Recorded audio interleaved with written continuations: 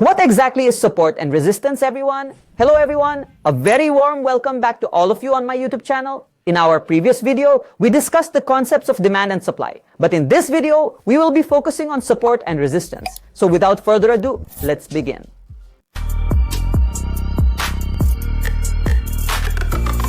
So first, let's understand what support is. As the name suggests, it's a specific price level where the price stops falling further or attempts to bounce back upwards. We can also consider support as the ground or a floor. Just like an object hits the ground, it either bounces back up or moves sideways along it.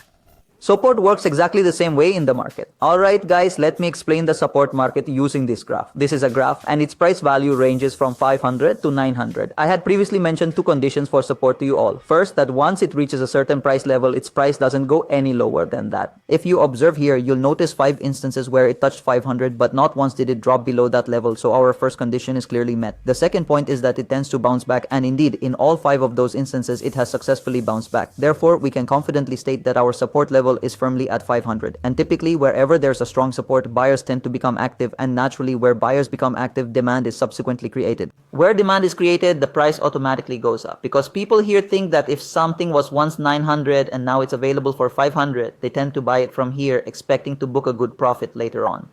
Now, let's talk about resistance. It's the complete opposite of support. It's a price level where the price stops its upward movement or starts to decline. We can think of resistance as a ceiling or a roof. Just as something hits a ceiling, it either moves along with it or starts to fall down. Resistance works the same way in the market.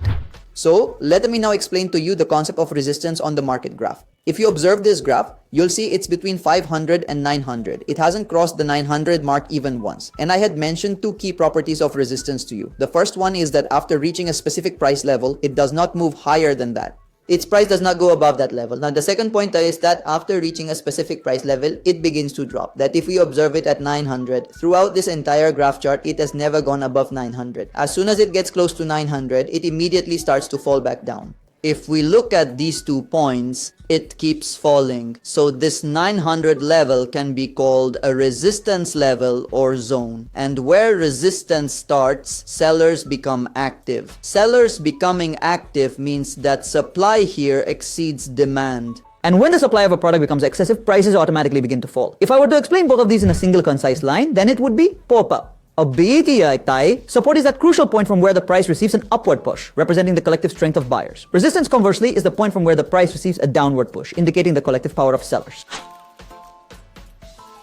Friends, is SNR always a single straight line like it's depicted here or perhaps over here? The answer to that question is no. It is never ever found in a single straight line. If you observe the resistance level above, you'll see one point here and then another point. One of these points is clearly touching the 900 mark, but the second point is not quite reaching it.